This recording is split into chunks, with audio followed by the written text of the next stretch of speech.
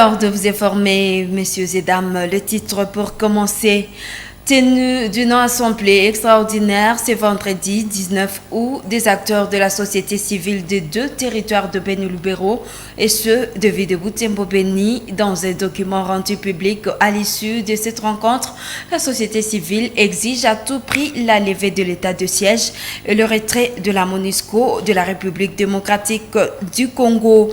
Les groupes armés locaux qui ont adhéré au processus de désarmement sont appelés à tenir leur engagement, appel réitéré par le lieutenant-général Constantin Makomba, gouverneur du Nord Kivu, qui met en garde tous les groupes armés qui cherchent à déstabiliser l'armée loyaliste dans ses opérations contre les groupes étrangers. Tout pour le sommaire, les détails c'est dans un instant. Le journal, les acteurs de la société civile en territoire de Lubero-Beni et ceux des villes de Butembo-Beni exigent la levée de l'état de siège et le retrait de la MONUSCO de la République démocratique du Congo. C'est l'une des recommandations requises à l'issue d'une réunion de forces vives de ces structures au Grand Nord tenue ce vendredi 19 août 2022 en ville de Butembo. La société civile pense que ces deux questions constituent une priorité dans le processus de paix au regard de la situation sécuritaire et la gravité de manifestations anti-MONUSCO qui ont fait de morts, suivant un extrait du communiqué de presse de la société civile lu ici par Georges Katongo, président de la coordination de la société civile en territoire de Lubero. Suivant. Les coordinations de la société civile de Lubero, Butembo, Beniville et Beni Territoire exigent avec insistance la levée de la mesure de l'état de siège qui a trop duré avec son inefficacité sur terrain. Plaide pour la reconstruction de l'armée républicaine à envie de faire face à une armée infiltrée et caractérisée par l'affairisme. Recommande la mutation des officiers, des troupes issues du mixage, du brassage et de l'amnistie vers des zones autres que l'Est de la République démocratique du Congo. Réclame la restructuration et la matérialisation du programme de démobilisation, désarmement, relèvement communautaire et stabilisation, à sigle PDDRCS. Plaide pour la déclaration des territoires de Beni et Lubero ainsi que des villes de Beni et Butembo comme zones sinistrées et l'organisation d'une assistance humanitaire adéquate. Encourage la désolidarisation de la population d'avec les ennemis de la paix et invite celle-ci à redoubler sa vigilance et à remonter à temps utile les alertes vers les services attitrés. Exige le retrait de la MONUSCO hors des zones à proie, spécifiquement le Nord Kivu, pour son inefficacité depuis plus de 22 ans. À cet effet, la société civile et toutes ses composantes réaffirment la suspension de leur collaboration avec la MONUSCO.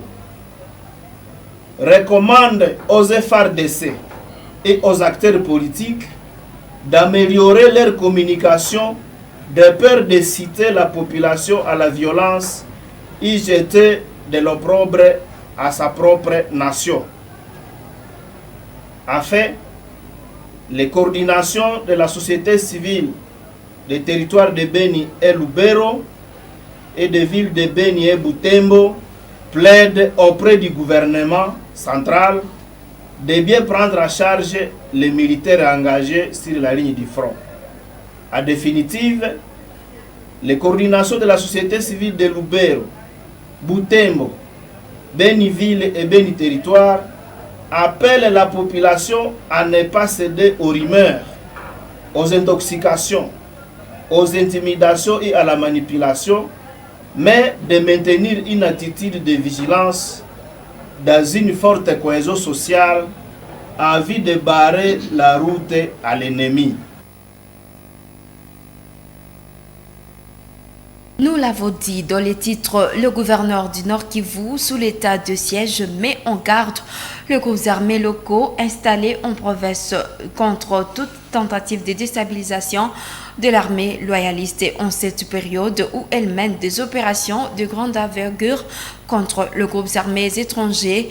Le lieutenant général Constantima appelle les groupes armés qui ont adhéré au processus de désarmement à tenir leur engagement afin que tout aboutisse au résultat escompté. Joël Tali nous donne les détails de ce reportage. Au cours d'une conférence de presse tenue jeudi, le lieutenant général Constant Dima a exprimé sa désolation de compter parmi les groupes armés qui déstabilisent la province du Nord Kivu, des enfants du terroir. Le chef de l'exécutif provincial, en cette période de l'état de siège, a demandé aux groupes armés locaux d'arrêter de tracasser la population et de s'interposer dans les opérations contre les groupes armés étrangers. D'où son appel à ces milices d'adhérer au processus de pacification de la province du Nord Kivu. Aux groupes armés qui ont suivi cette voie de paix, il leur a recommandé vivement de respecter leur engagement et d'avoir confiance au gouvernement. En ce qui concerne la nature de collaboration avec le groupe Mai Mai qui écume les alentours de Butembo, et vous faites allusion au groupe de notre ami Mayani, notre compatriote Mayani, ici à Kalonouta. Ce groupe est sur ce site d'il y a quelques années, une année et demie si je m'abuse. Son groupe a répondu à l'appel du gouvernement, raison pour laquelle ils sont dans ce site. Effectivement, j'ai fait appel pendant mon séjour ici à Mayani qui est venu et je l'ai reçu dans cet hôtel.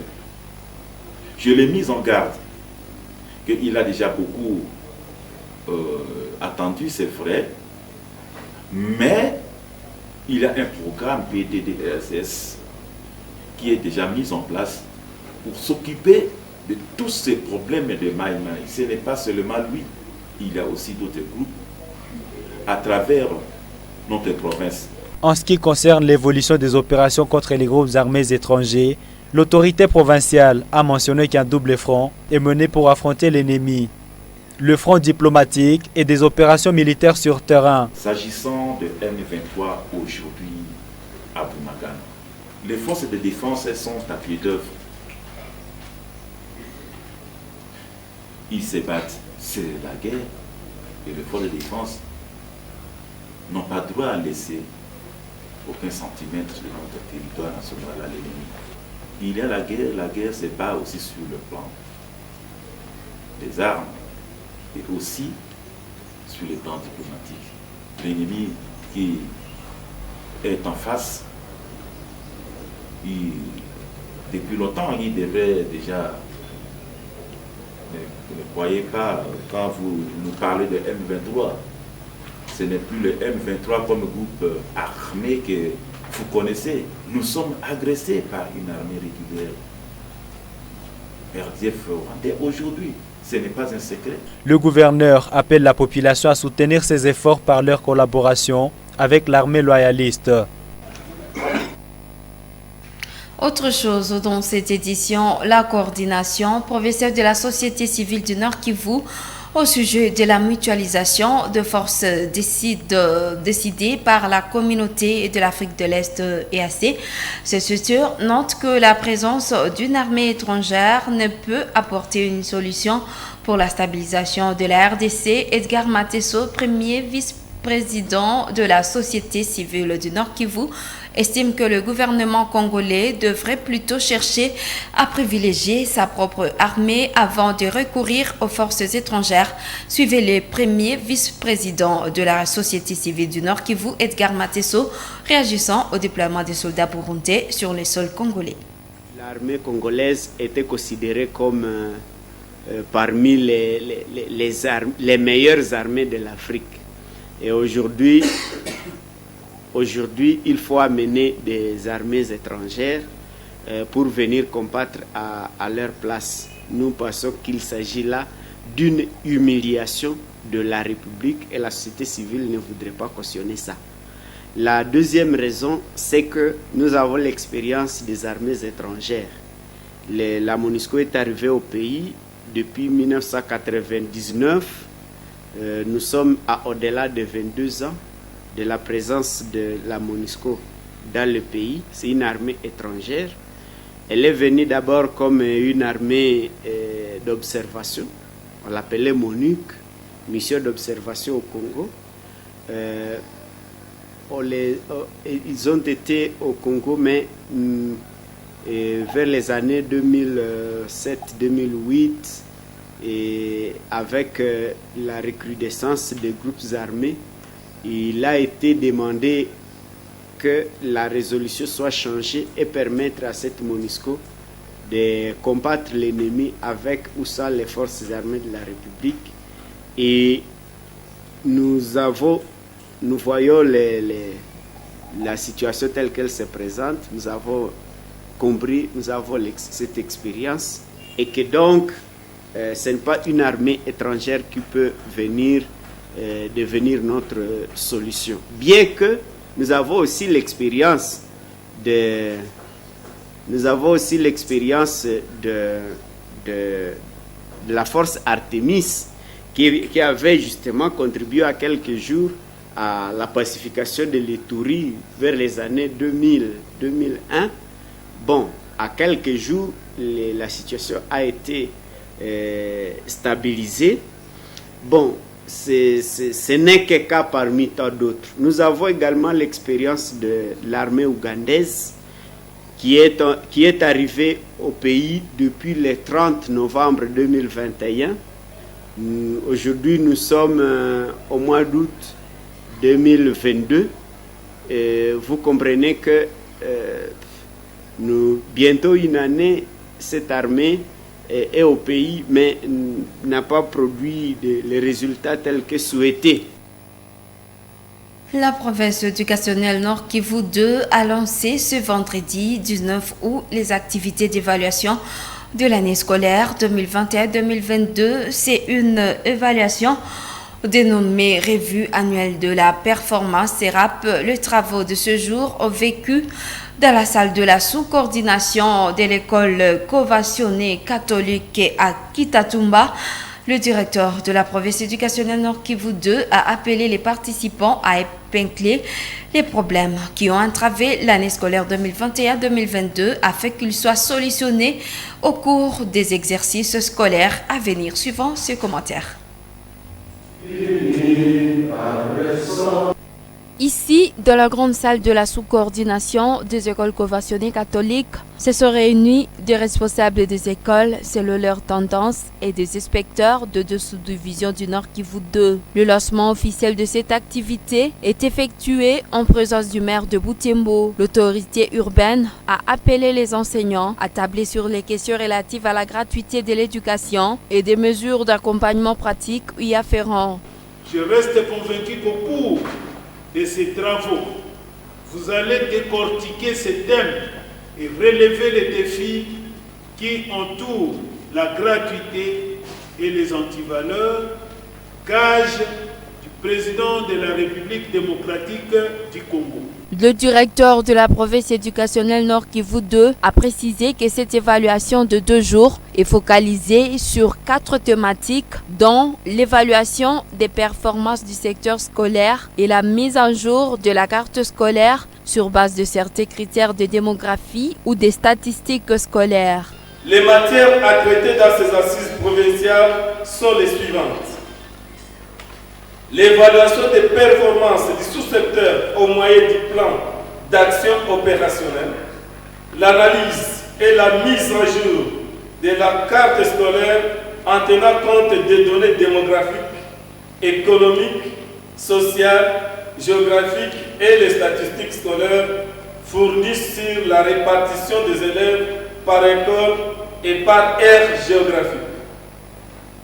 Les suivis de la mise en œuvre des réformes et l'identification d'autres défis majeurs proposés par les comités de pilotage conformément aux orientations politiques du ministère.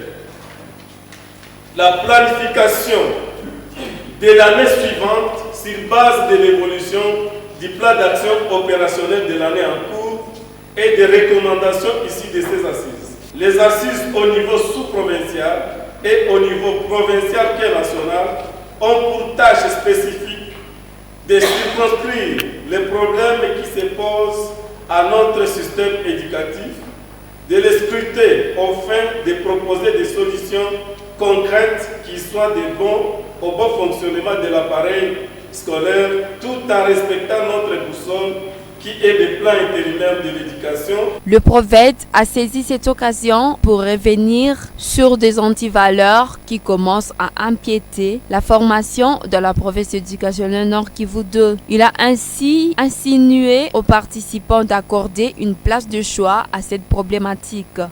C'est ce samedi 20 août que seront clôturées ces activités évaluatives de performance de l'année scolaire 2021-2022. Elles se tiennent sous le thème la consolidation et la pérennisation de la gratuité de l'éducation et la lutte contre les antivaleurs. Au niveau secondaire. On célèbre ce vendredi du 9 août la journée mondiale de la photographie. À cette occasion, les preneurs de vue réunis au sein de différentes associations ont pris part à une messe organisée à leur honneur dans la paroisse catholique Cyril d'Alexandrie, UCG. Le célébrant du jour a invité les photographes à considérer l'amour du prochain dans la pratique de leur métier. Un reportage de Luciana Moussiviroy et Georgine Taouitemouira. Cette paroisse catholique Saint-Cyril d'Alexandrie a accueilli une célébration eucharistique organisée par les photographes et le caméraman de la ville de Butembo. Plus d'une cinquantaine de preneurs de vue en provenance des différentes associations ont pris part à cette messe. C'est une occasion spéciale pour eux. Ils se sont fait accompagner de leurs épouses, leurs enfants et leurs proches. Le célébrant du jour, c'est l'abbé Loutou Vesson, curé de la paroisse. Dans son homélie, il a invité les preneurs de vue à prioriser la dignité humaine et l'amour du prochain dans toutes les circonstances où ils capturent des images des personnes.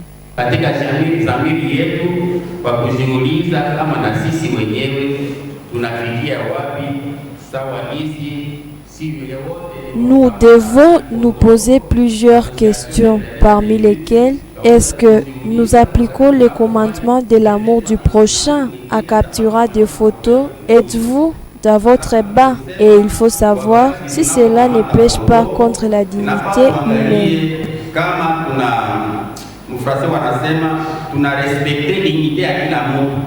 Cette messe a été ponctuée par le sacrement de baptême. Les chrétiens accueillis dans l'église Famille de Dieu ces jours sont des enfants de photographes et de caméramans.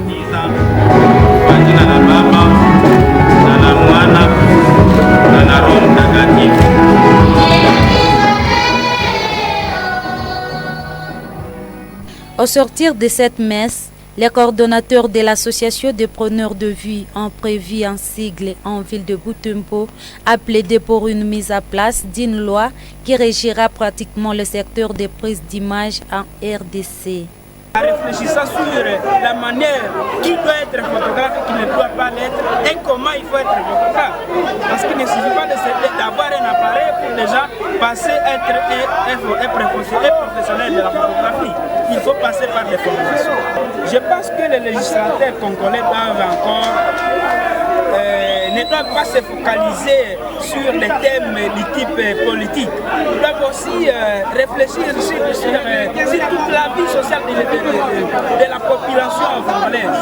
Donc moi je pense que les législateurs congolais doivent encore réfléchir sur la loi sur la protection des artistes de la République démocratique. Mais aussi, nous comme artistes, nous devons aussi réfléchir à commun accord avec les juristes de la place ou alors avec les législateurs. La journée mondiale de la photographie a été célébrée ici en ville de Butembo sous le thème « La photographie numérique et la nouvelle technologie ». C'est la fin de cette édition. Merci d'être de notre. Au revoir.